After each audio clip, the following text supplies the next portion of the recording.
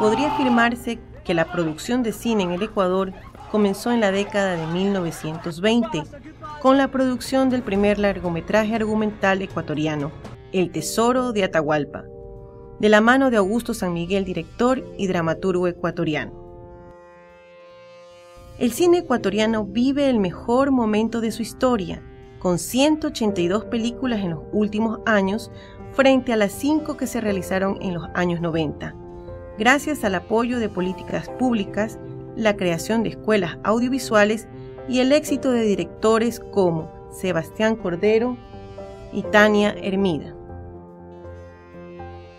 A diferencia de otros países latinoamericanos como México, Brasil y Argentina, Ecuador no es reconocido internacionalmente por su cine, pero en los últimos años ha visto aumentar la producción cinematográfica ecuatoriana.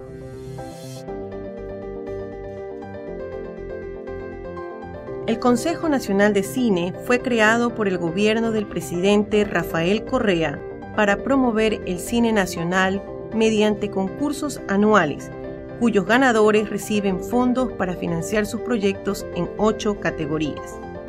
El presupuesto de la entidad asciende a $1.3 millones, tomando en cuenta variaciones ligadas al presupuesto general del Estado. Ya lo ven ustedes en pantalla. Fuerte el aplauso para el señor Sebastián Cordero.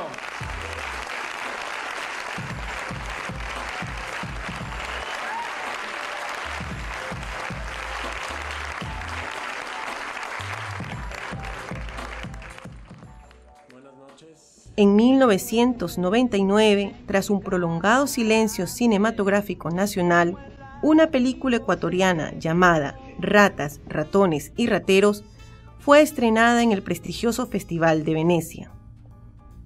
De ahí en adelante desfiló por las pasarelas internacionales de todo festival imaginable, cultivó premios como flores en un jardín, y cuando se presentó en Ecuador, concurrieron 135.000 personas a las salas, una cifra simplemente impensable para la época. La cinta fue dirigida por Sebastián Cordero, que por entonces tenía 27 años, la mayoría de ellos transcurridos entre Francia y Estados Unidos. Sebastián filmó como un extranjero en su propia tierra, y quizá fue esa distancia estratégica la que nos hizo vernos tan cerca y tan bien.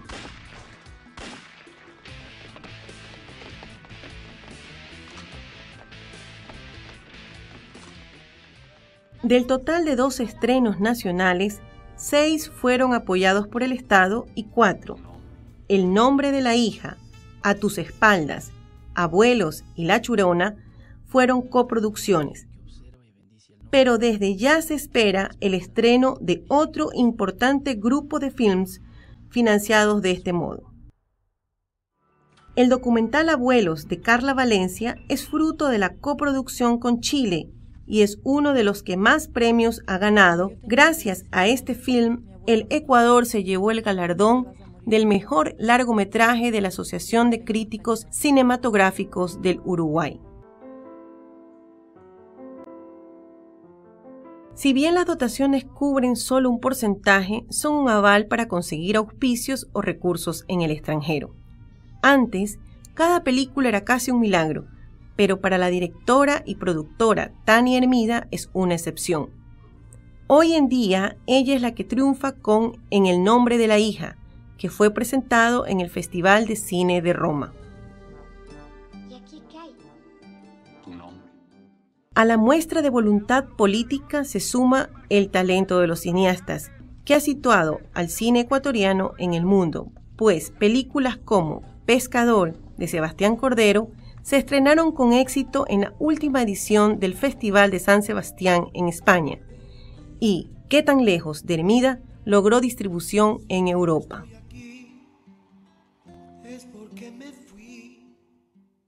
Aún así, la incipiente industria se enfrenta al problema de la falta de salas, dado que las 220 pantallas del país son acaparadas en su mayoría por las grandes producciones de Hollywood.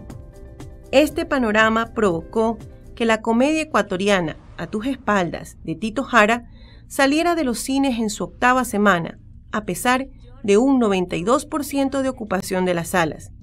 Esa cinta es una muestra de que el público ecuatoriano responde a su cine.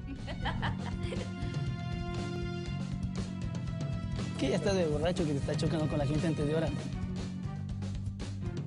Míreme a los ojos que le estoy hablando en serio, porque la oportunidad que usted le está pidiendo a la vida ya le llegó. El año pasado, las 3 películas de ficción estrenadas en el país arrastraron a 400.000 personas a la sala, una cifra que era inimaginable hace 10 años, pues a pesar de unos 80 marcados por producciones notables con títulos galardonados como el documental Los Hieleros del Chimborazo.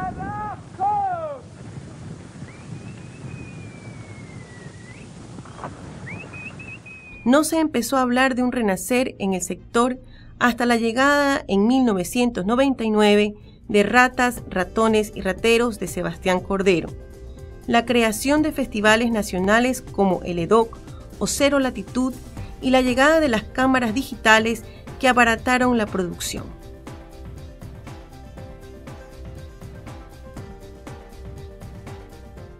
Ratas se hizo en condiciones mucho más que independientes.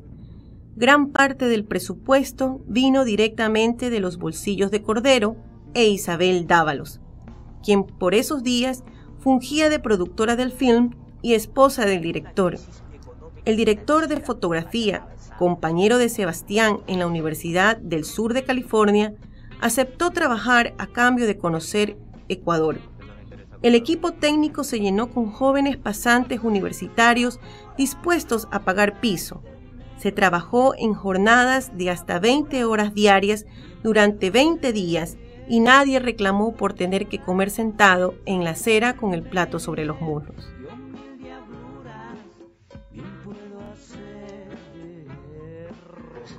A diferencia de las producciones que la preceden, en parte adaptaciones de clásicos de la literatura ecuatoriana con discursos grandilocuentes, Ratas miró a la calle y al presente, al ladrón de la esquina y al personaje común que no tiene nada de común. La selección ecuatoriana de fútbol había clasificado a su primer mundial y la frase "sí se puede" se repetía como una mantra hasta cuando era obvio que no se iba a poder. En todo caso, la ópera prima de Cordero reveló la urgencia del público ecuatoriano por verse en la pantalla grande y abrió la vena narrativa de una nueva generación de cineastas. Si bien Ratas fue un fenómeno de masas y se convirtió en parte de la cultura popular, no dejó ganancias y para su segunda película, Cordero temía verse obligado a producir algo aún más pequeño. Gracias a una coproducción con México que trajo dinero, equipo técnico y actores extranjeros como John Leguizamo y Leonor Weitling para los papeles principales, Cordero pudo hacer Crónicas, su segunda cinta, de manera digamos un poco más holgada e industrializada. Pero aquel fue un caso aislado. La producción ecuatoriana seguía siendo una aventura comparable a la conquista de un continente. Crónicas se estrenó en 2004 junto a Mientras llega el día, película sobre el primer grito de la independencia, dirigida por el experimentado realizador Camilo Luzuriaga.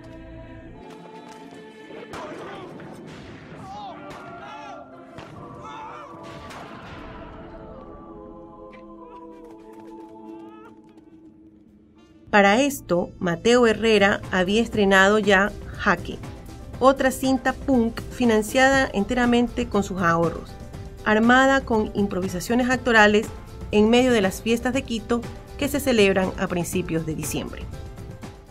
Alegría se estrenó en 2002 en paralelo a Fuera de Juego. Esta última se rodó en 15 días con $4.000 de presupuesto, cuyo director fue Víctor Arregui. Arregui es un ex miembro del Partido Comunista Ecuatoriano, que viene de aprender haciendo. Le tocó recoger cables, cargar luces, iluminar, hacer cámara y todo lo que hay que hacer antes de sentirse capaz de dirigir un largometraje. Cuando rodó tenía 38 años, una cámara mini DV y un equipo compuesto por amigos que hicieron de la película una cooperativa. Todos eran dueños de una parte de la cinta y recibieron en porcentajes iguales créditos económicos de la taquilla. En una mezcla de filosofía del ahorro e instinto documental, Arregui decidió usar locaciones reales y no actores, gente de la calle que intuyó parecida a sus personajes. Fuera de juego, viajó al conocido Festival de San Sebastián en forma de cassette y ganó un premio en la categoría Cine en Construcción. De un día para el otro pasó de ser una cinta de $4.000 a una de 200.000 euros y se paseó por una cantidad interminable de festivales. En Ecuador tuvo 30.000 espectadores, nada escandaloso, lo suficiente para mantener la pose de país que produce cine. Víctor Arregui leyó el borrador de la novela De que nada se sabe, escrita por su amigo Alfredo Noriega, autor quiteño radicado en París, y decidió que esa historia de morgues y cadáveres sería su segunda película. La cinta, llamado Cuando me toque a mí, se estrenó en 2006 y el mismo Víctor se refiere a ella como algo que hice para sacarme la sensación de la muerte. Las condiciones de producción habían mejorado. Rodaron con poco menos de $100.000 venidos de un préstamo bancario, lo que permitió pagarle a todo el mundo un sueldo digno. El 25 de mayo de 2006, Raúl Vallejo, el entonces ministro de Educación ecuatoriano, declaró el 7 de agosto como el Día del Cine Ecuatoriano, en honor al estreno de la primera película de Augusto San Miguel, y asimismo se creó el premio Augusto San Miguel para honrar a lo mejor del cine ecuatoriano. La cinematografía en Ecuador está en auge, en evolución, lo cual es muy positivo para el país de cualquier forma. El conjunto de obras y autores, la dinámica de producción que parece haber encontrado un piso básico en los fondos nacionales y los mecanismos de coproducción, configuran un escenario de cinematografía emergente al que hay que prestarle atención por la diversidad de sus propuestas.